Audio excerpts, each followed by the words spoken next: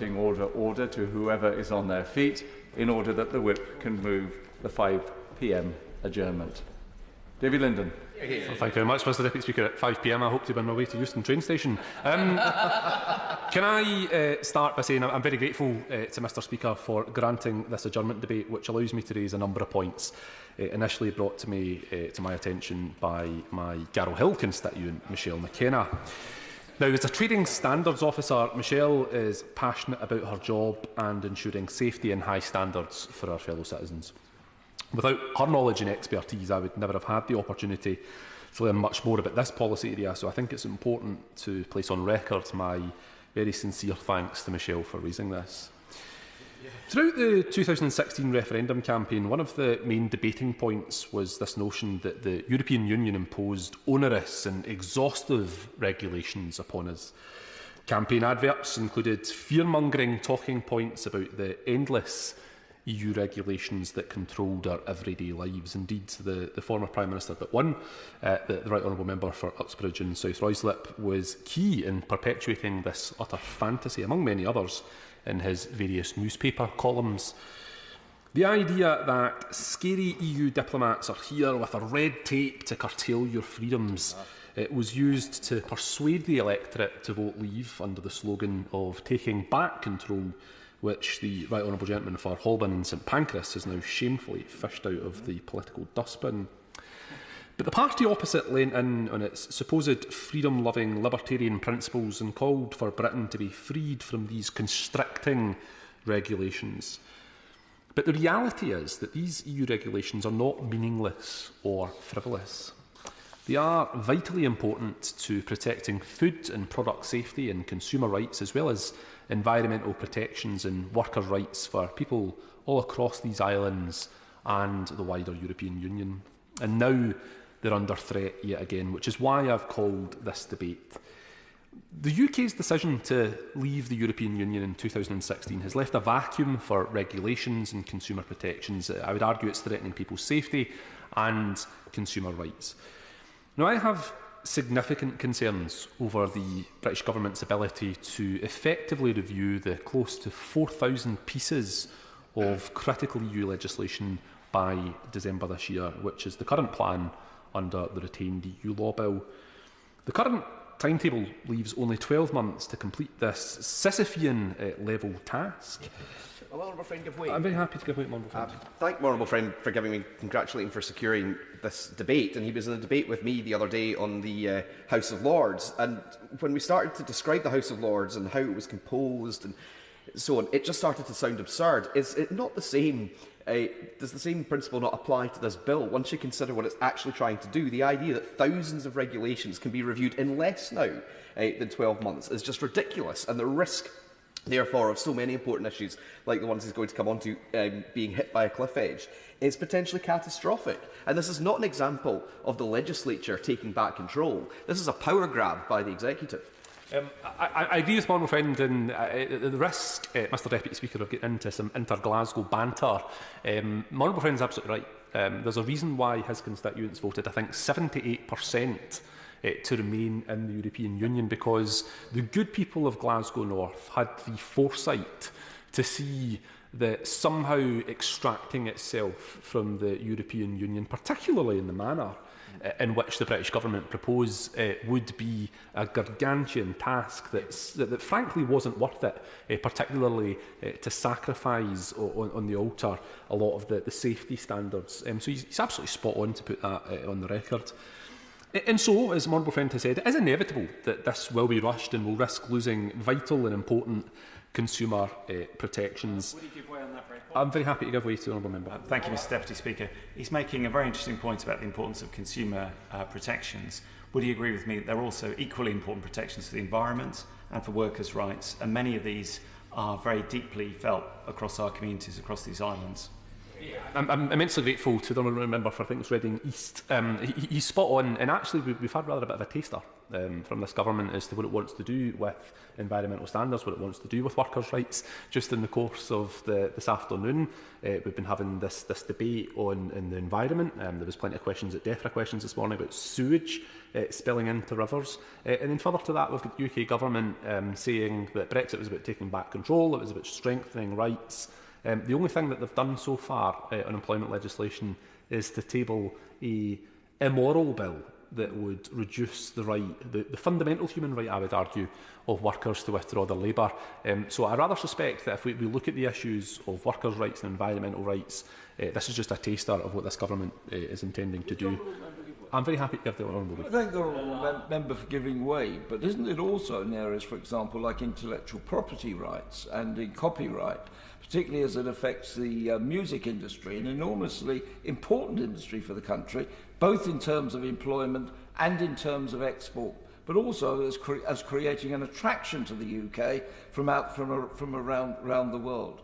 The proposals to dramatically reduce copyright in favour of the internet giants is clearly undesirable. But irrespective of the regulations, isn't it also about some of the regulators who seem gripped by at the moment by out of control free market approach? Yes, I agree with the honourable gentleman, and my honourable friend, the member for Glasgow North, was actually good enough to send to me the briefing from the music industry about that hits on that very point, and I thank them for their interest in this and for continuing to campaign. I think that's a body of evidence that the Minister should be considering in the context of this debate.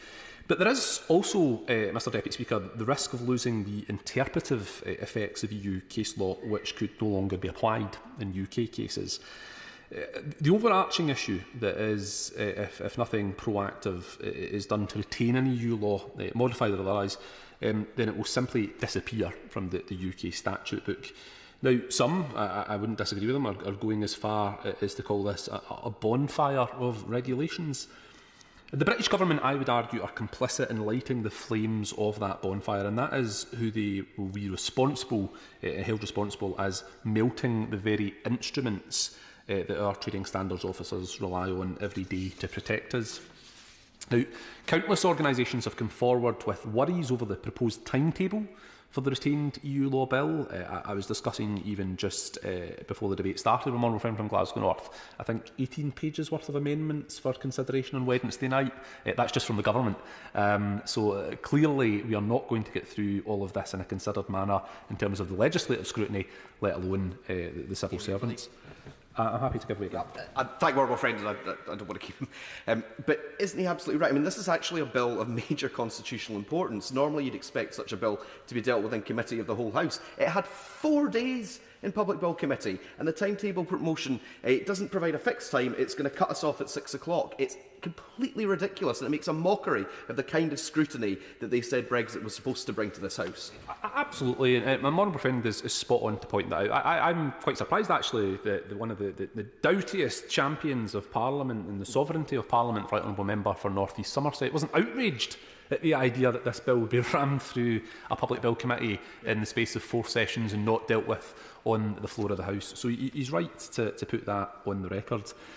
Now, the Trading Standards Institute have urged that the British Government scrap the timetable for the retained EU law bill, warning of a loss of protections across product and food safety, as well as inhibiting their ability to effectively stop scams. Now, the Institute and indeed a coalition of charities, including the Royal Society for the Prevention of Accidents and the Child Accident Prevention Trust, have launched the Safeguarding Our Standards campaign in order to persuade the British Government to scrap the bill's current deadline. The Honourable Member for Macclesfield, Chair of the APPG on Consumer Protection, has said that the campaign is, and I quote, about ensuring that we have good regulation in place that protects consumers and keeps people safe.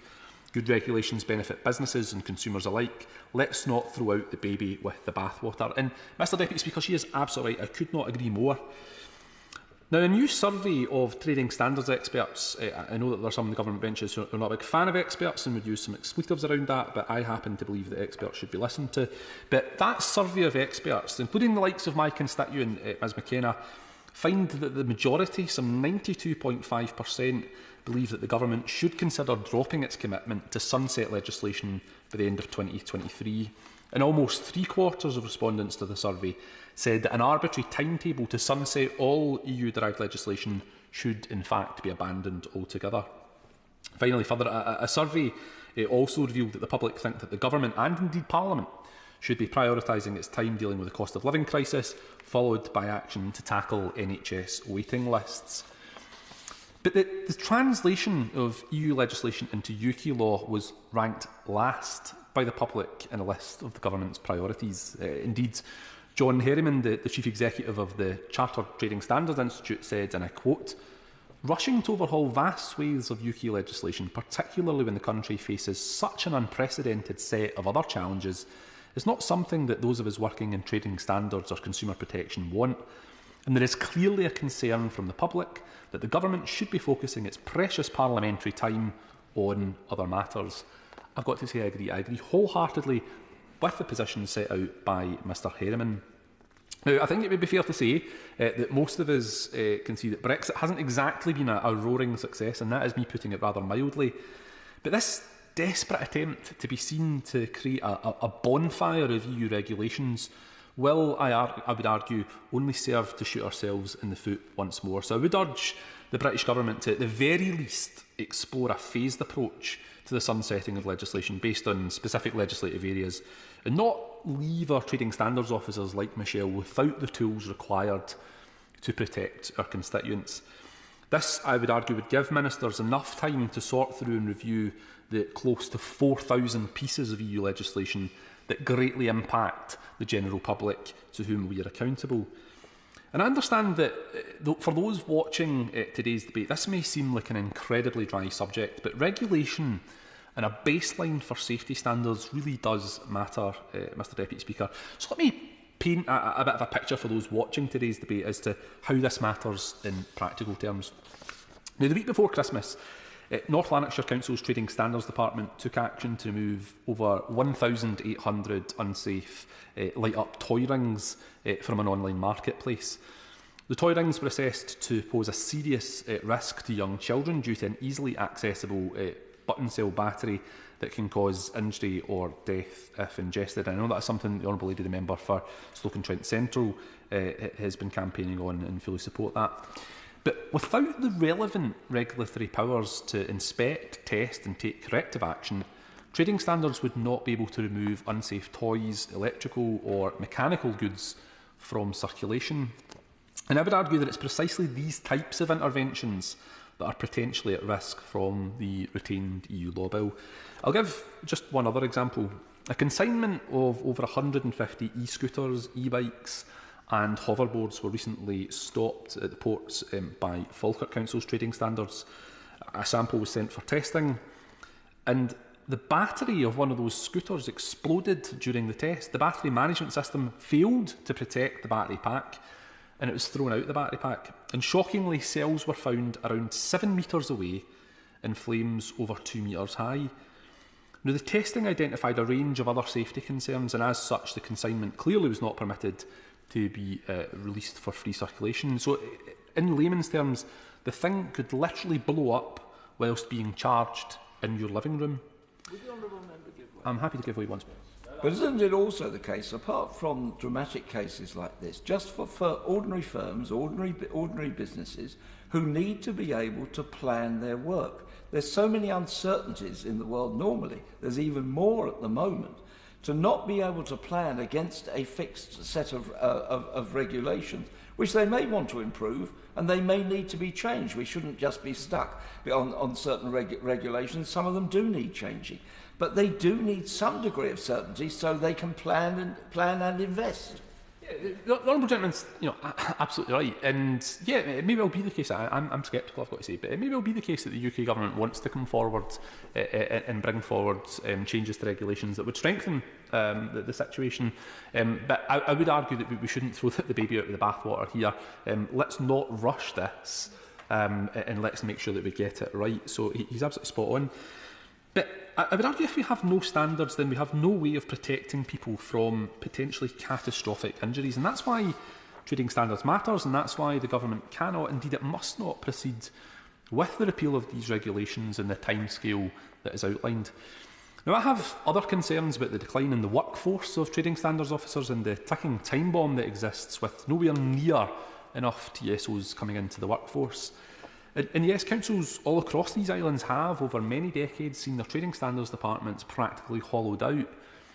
But, Mr Deputy Speaker, in many respects, removing from statute the regulations they enforce would, I fear, be the final nail in the coffin. So, to recap, honourable members from across the House, trading standards experts and a coalition of charities have all said that the timetable is unachievable and dangerous. In fact, trading standards have said that changes to legislation would affect their ability to carry out their enforcement work, which in turn would affect ordinary people and businesses right across these islands. And if Brexit was about taking back control, then frankly I don't see how sacrificing the safety standards and regulations which protect us and our constituents delivers on that promise. The public have also made clear that this should not be the government's priority. They instead should be focusing on the multitude of crises they face, not least the cost of living crisis. But instead of listening, the British government appears to have its fingers in its ears and is kidding itself on if the near impossible task will be completed by the end of this year. And I'm afraid that will be the legacy of Tory Britain, an isolationist, populist, short-term thinking government which would rather rush ahead with its dangerous plans rather than adopt a careful and considered approach. And so, in responding to the debate today, I want to hear the Minister acknowledge the concerns of experts, if not me, then certainly the experts, who are genuinely fearful of a bonfire of trading standards legislation. Because if that electric scooter story tells us anything, a bonfire of these regulations will result only in many other things needlessly catching fire. And that, I would humbly suggest, is not taking back control. Hear, hear. Minister. Thank you, Mr Deputy Speaker, and I'd like to congratulate the member for Glasgow East for securing today's important debate, and I listened to his contribution and the interventions of other members with interest.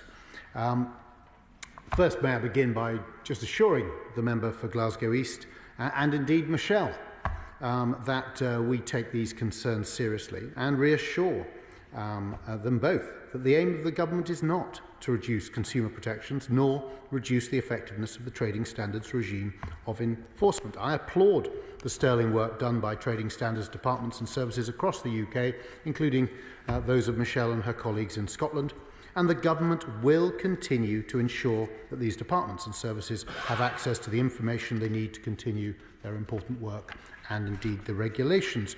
And it was ironic, Mr Deputy Speaker, was it not, that the honourable gentleman, who I thought spoke very well in his speech, started his speech talking about and giving accusations of fear-mongering before then going on to suggest that somehow this government was going to remove the very standards upon which protections through trading standards rely. The scaremongering in this debate, Mr Deputy Speaker, clearly was that of the honourable gentleman. The government introduced the retained EU law revocation and reform bill on the 22nd of September, and the bill is an important step closer to the culmination of a journey that began on the 23rd of June 2016, when more than 17 million citizens of the United Kingdom and Gibraltar voted, including I think more than 1 million in Scotland, voted for the UK to leave the European Union. Retained EU law was never intended to sit on the statute book indefinitely, and the idea that we should leave it there, that 10, 15 years from now, because there'll always be other priorities, there'll always be challenges facing the country and the government at any time. The idea that you should just leave that law there makes no sense. What we should do is make sure that we have law that is fit for purpose, fit for the needs of this country. The time is now right to end the special status of retained EU law on the UK statute book on the 31st of December of this year. The bill will abolish the special status and will enable the government via Parliament to amend more easily, repeal and replace retained EU law precisely in order to improve the agility with which we respond to things like scooters with exploding batteries or children's toys with dangerous button batteries too. The bill, the bill will include a sunset date by which all remaining retained EU law will either be repealed or assimilated into UK domestic law. It provides the impetus to ensure that the regulation that stops those things is properly fit for this country. And I will move on. By ending the special status of retained EU law, we will reassert the sovereignty of Parliament. I think that's what makes the separatists so unhappy. They hate the idea that the ministers of an elected UK government in this sovereign Parliament should be the ones who are helping ensure that we have a regulatory regime that is bespoke to the needs and interests of consumers and businesses in the UK. I'll now turn to standards and consumer protections. My department has responsibility for a number of pieces of retained EU law, which we're in the process of reviewing. We've heard enough fictions and untruths already. We don't need any more. This includes... Point of order, Mr Linden. Is untruths in accordance with Erskine May? I'd ask the Minister to withdraw that. Happily do and quickly do so. I'm sure any misrepresentations were in the parlance inadvertent. There's retained EU law which underpins various areas of consumer protections and trading standards work. The list of retained EU law BEIS is responsible for can be accessed via the retained EU law dashboard, which is publicly available on gov.uk. The retained EU law bill means that departments will need to review their policy areas to determine whether existing regulations inherited from the EU are fit for purpose in the UK going forward, or whether reform is needed ahead of the sunset date. Entirely commonsensical approaches as we assert ourselves as an independent country. This allows departments to take an active decision on whether this retained EU law is a good fit for the current UK landscape. The bill doesn't mean there'll be a reduction in standards. All that the protections that consumers and sellers enjoy will be reduced. This government is committed to maintaining high standards and, as the honourable gentleman even suggested, seeking, where possible, to raise those standards as appropriate across the UK and ensure high levels of consumer protection. The UK has a proud record and a proud history of excellent trading standards work, which sits independently of our membership of the EU. However, now the UK has left the EU, it's only right that this government looks to all areas of policy to see where we can innovate and modernise and capitalise on the regulatory freedoms that we have for the long term. They may chunter from a sedentary position, Mr Deputy Speaker. They may seek to intervene in what is an adjournment debate, but I will carry on setting out the reality after we've heard the counter to that. Thanks so much, Mr Deputy Speaker. I'll try and stay on the straight and narrow. We must modernise our regulations where they're outdated, ensure that unnecessary burdens are minimised, and vital protections continue to be upheld. These are all things which everyone across this House should support, rather than getting engaged in scaremongering, which is based on false premises, which is hopefully something I am allowed to say, Mr Deputy Speaker. We'll retain our high levels of consumer protections, but deliver them in a way that's less bureaucratic, less costly, as well as ensuring that our rules are properly targeted at the real problems that consumers face. I know there'll probably be limited time. A couple of areas, in terms of areas where we're looking at package travel regulations, for instance. There's an opportunity there not only to make sure that we continue those protections for foreign travel, but look at whether they could be extended to domestic situations. That's the kind of agility that we've got the opportunity to do. Labelling.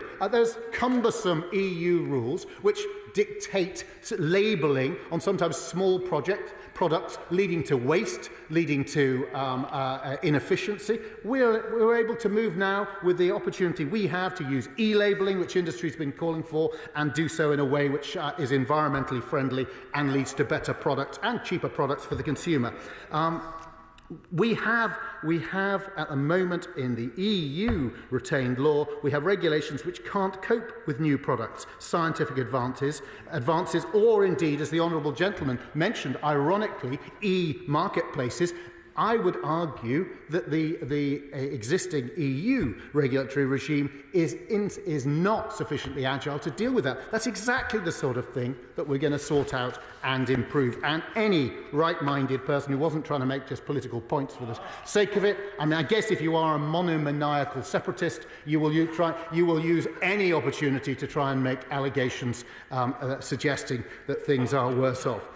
So we will retain high consumer standards. As it stands, there are insufficient powers to make subordinate legislation that enables the amendment of standards that are entrenched in retained EU law. In layman's terms, what this means practically is that standards set out for commercial operators, as well as other areas of regulation, do not get updated as frequently as they should be. So we're going to be able to update more frequently, more effectively, and protect consumers in Scotland and elsewhere.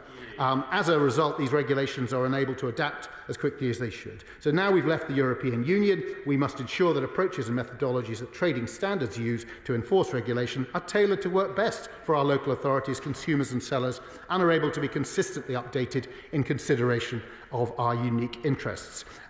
Subordinate legislation the government puts forward to this House following the review of our retained EU law is not intended to impact or erode the core protections to consumers set out in primary legislation, such as the vital consumer rights enshrined in the Consumer Protection Act 1987 and the Consumer Rights Act 2015. Rights that include consumer protections against unfair terms in a contract, protections against faulty physical and digital goods, and a variety of other crucial rights that thousands of consumers depend on every day. So I hope, having stated that on the floor of the House, at the dispatch box, we won't hear members opposite suggesting the opposite from now on for their own perverse political aims. The retained EU law bill and the accompanying reviews of retained EU law in areas such as consumer protections will ensure that we're using our newfound regulatory freedom to its fullest potential. And, Mr Deputy Speaker, do you think this what lies at the heart of honourable members opposite's frustration? The truth is there are Brexit benefits, and this is one of them, and we're going to have a better system of law based on the needs of people in this country, more agile and more effective. A crucial part of the review is removing retained EU law where it's obsolete or outdated, something which they're obviously opposed to. They want to keep obsolete law. If I look at something like, as the Energy Minister, I looked at, as personally responsible for reviewing the Emissions Trading Scheme law. It turns out the vast bulk of that regulation is now redundant. Does the honourable gentleman want to leave it on the statute book when we must only retain those bits? And we've gone through that and we've come up with a practical solution. That's what ministers across the government are doing. If I was going to give way, I would have given way. The honourable gentleman may sit down. I'll let him know if I'm going to give way. This government is committed to ensuring that the burdens of delivering the best regulatory schemes are removed whilst ensuring that we maintain the highest standards. We've also been clear that we'll maintain our international obligations, something he should be able to applaud. Some of the retained EU law on our statute book is required to continue to operate for things including the Trade and Cooperation Agreement, the Withdrawal Agreement, the Northern Ireland Protocol. The bill, together with the appropriate exercise of powers under the bill, will uphold the UK's government's commitments to comply with its international obligations. And as committed to at the dispatch box by my honourable friend, the member for Watford, who did a particularly fine job on that day during the bill's second reading, the government will, as a priority, ensure that the necessary legislation is in place to uphold the UK's international obligations. So, where retained EU law is required to maintain those obligations, we will set that out through the dashboard so that the public can scrutinise it. To conclude, the bill will enable, but before I conclude, as there is time left, why don't I let the honourable gentleman come back in? Then on with him from Glasgow North will go second. He spoke earlier on about things being obsolete. Does he not understand the irony of him telling me about things being obsolete when his party in Scotland hasn't been voted for by majority since the 1950s? So if anything's obsolete, it's the Conservative and Unionist Party. What's obsolete following the decisions of the courts is his separatist party's desire to have a referendum, the false narrative that some sort of partnership of nations unwillingly held together. What's obsolete is his party's failure ever to respect the result of a referendum. They don't like what the public decide. The public in Scotland, and well done to him and his party, they've done quite well electorally, except when it comes to the thing which matters most to him, which is separatism. That's what he wants. But the Scottish people do not want it. The Scottish people voted against it. And his party rails and rails against the fact that the people who, his constituents, the constituents of his honourable friend, despite all their efforts to use every single tool that they have available to them as a Scottish government, cannot persuade those people that they actually wish to leave this United Kingdom. And why would they? Because this Parliament is able in a sovereign basis to provide better standards of protection, better regulation, and a regulation which is brought about and driven by a democratically elected United Kingdom government. Well, I don't think I've heard the House so noisy with so few people in it. The question is that this House do now adjourn. As may I say aye? Aye. No, I think the ayes have it. The